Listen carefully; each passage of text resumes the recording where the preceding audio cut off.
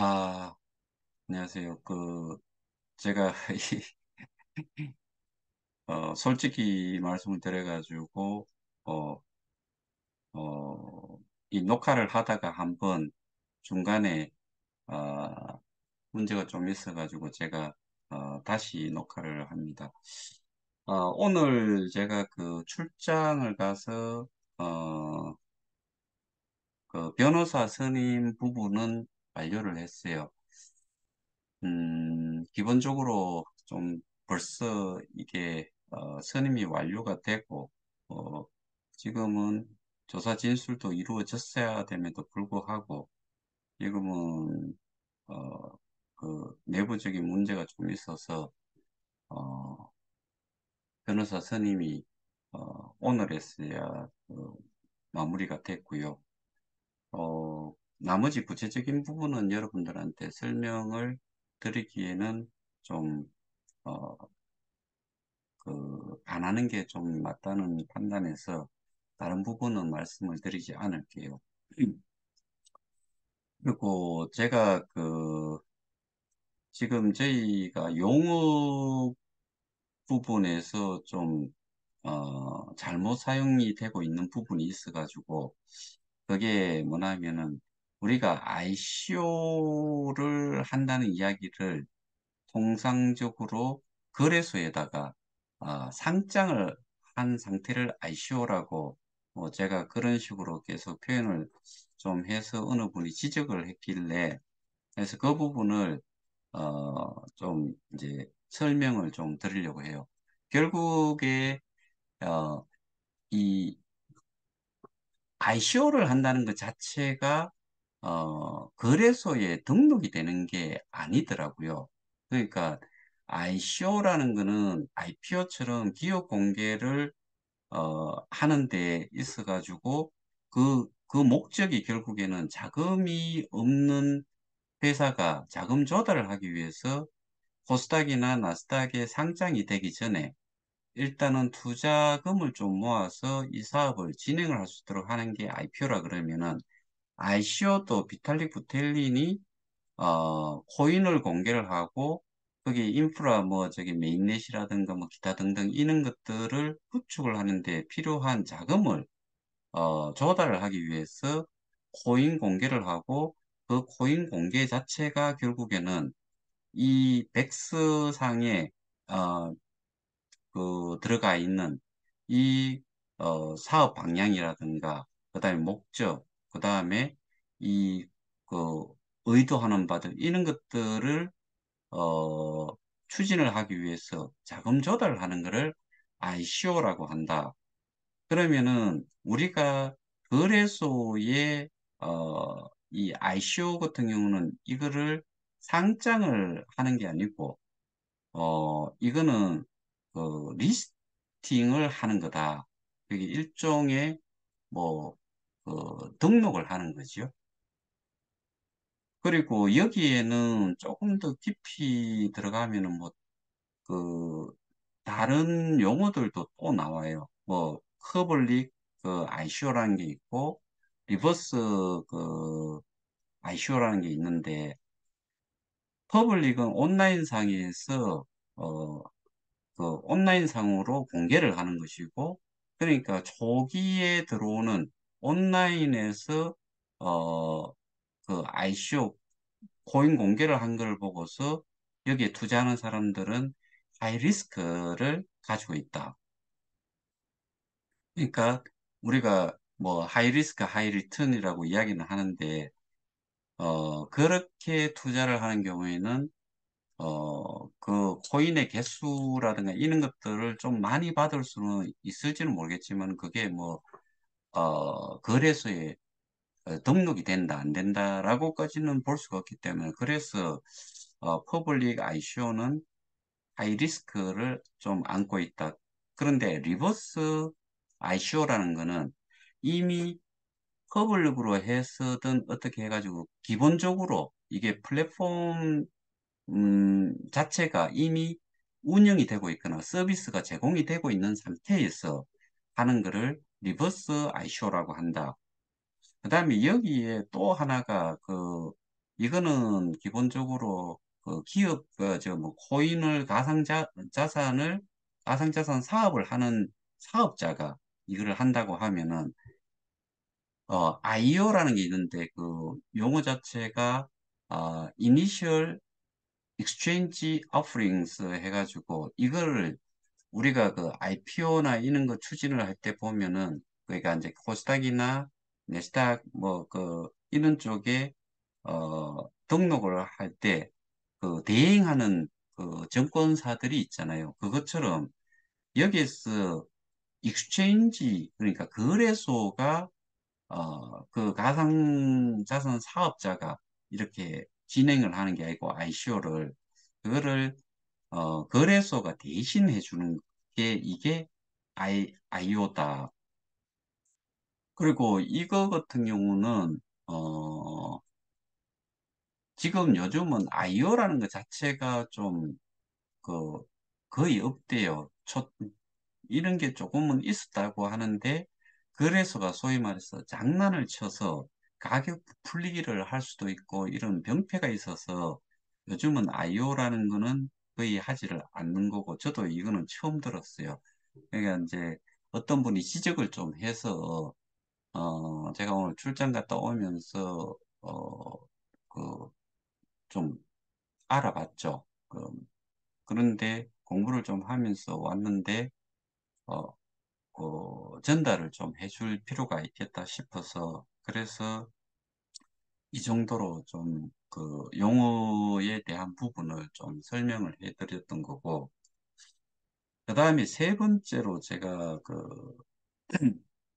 좀 말씀을 좀 드리고 싶은 게 이거는 다른 그러니까 커뮤니티 풀에서 운영하는 커뮤니티 룸에서 나온 이야기를 가지고서 조금 말씀을 좀 드리고자 하는데, 제가 이런 내용들을, 어, 이, 캡처를 해 주시는 분이 있는데, 궁금해서 저한테 보내오신 것 같아요.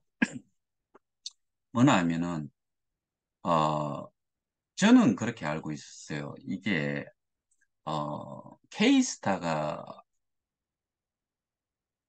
케이스타와, 그러니까 K스테디움에서 K스타라는 기축통합 코인을 발행을 했잖아요. 35개.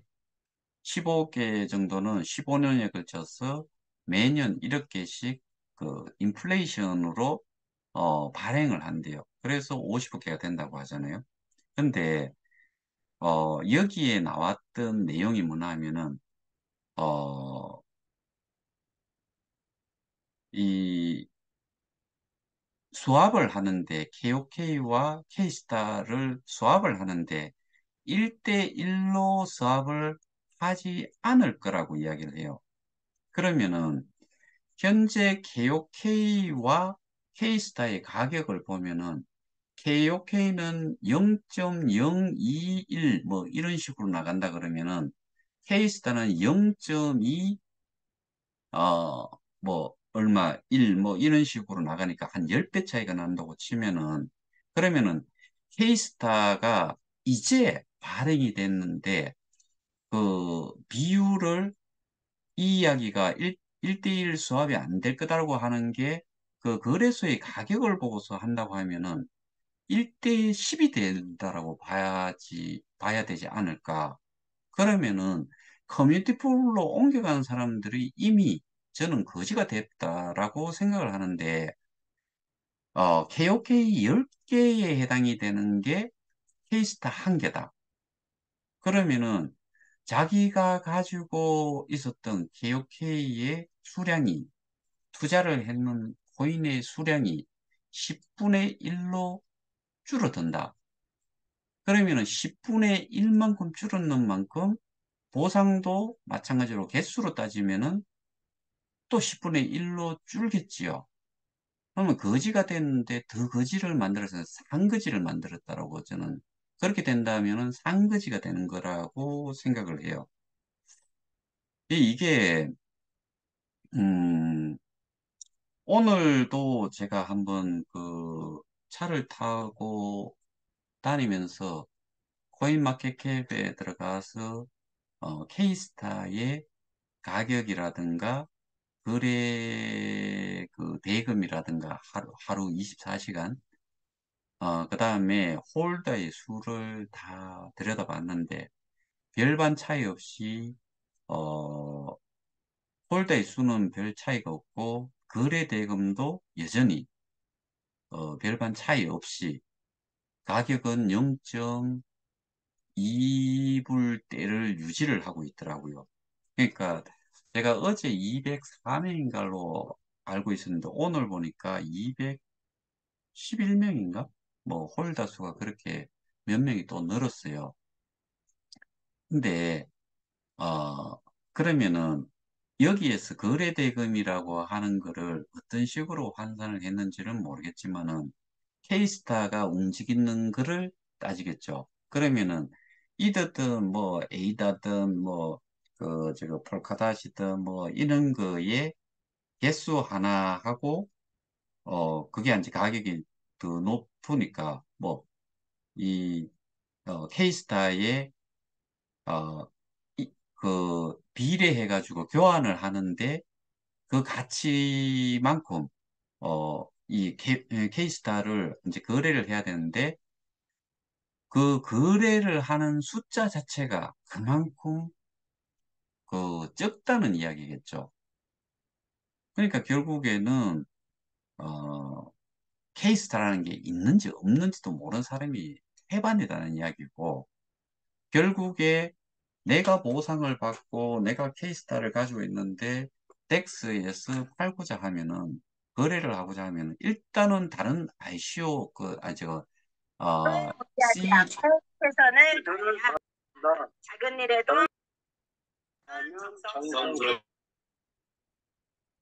CX에서는 거래를 할 수가 없잖아요. 그러니까 결국에 어,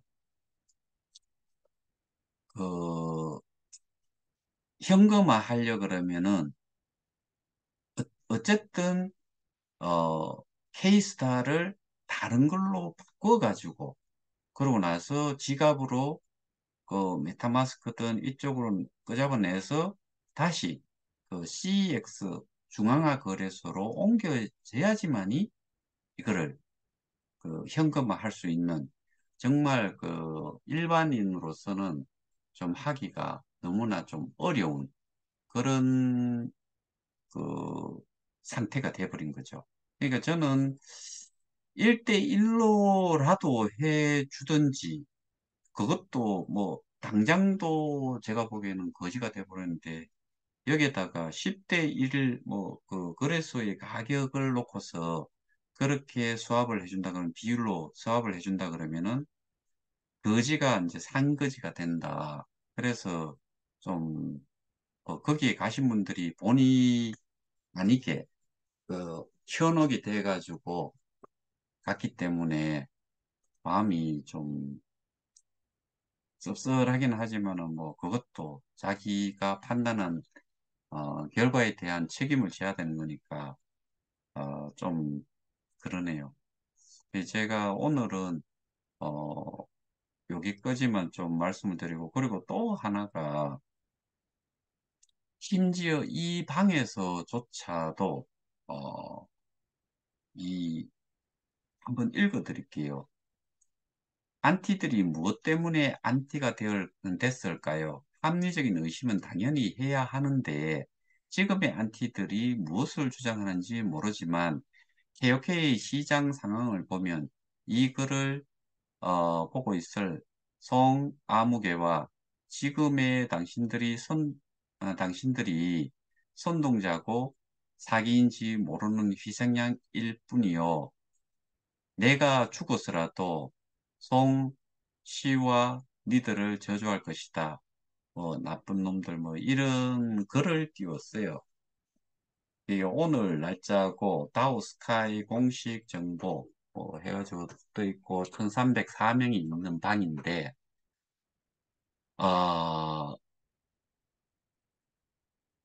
이거는 우리도 이렇게 생각을 하고 있는 거고, 어, 여기서조차도 그렇게 지금 그 의견들이 이런 쪽도 나오고, 뭐, 많은, 어, 지금은 이제 그 커뮤니티 풀 내에 있는 이전에 옮겨야 된다라고 했던 사람들조차도 아예 포기를 하고, 다른 코인으로 갈아타려고 하는 사람들도, 뭐, 저는 이야기를 듣고 있고, 이미 그런 작자들이 많지요.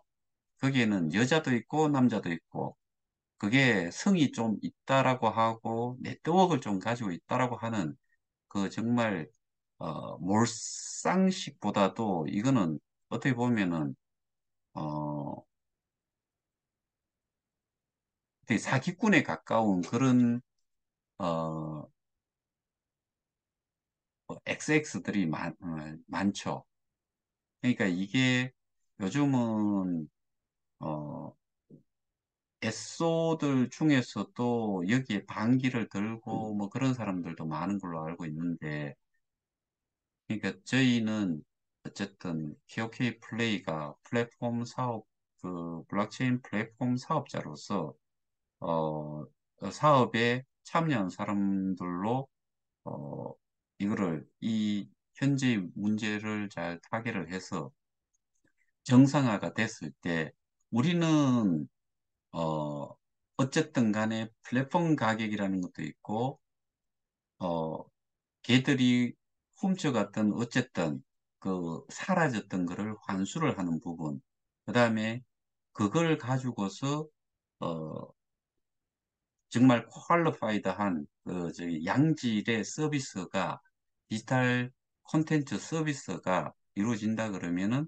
저희는 살아나는데 아무런 문제가 없는데, 플랫폼 가격이라는 것도 가지고 있기 때문에 결국에는 우리는 거래소 가격이 좀 상승이 되고 플랫폼 가격이 이렇게 내려진다 그러면 갭이 엄청나게 줄어들 수가 있는 반면에, 저기에 커뮤니티 풀에 갖는 사람들은 케이스타라는 거는 플랫폼 가격이라는 이원화 정책, 가격 이원화 정책을 쓰지 않기 때문에 거래소 가격이 오르지 않는 이상 죽었다 깨어나도 쟤들은 살아날 수 있는 방법이 없어요.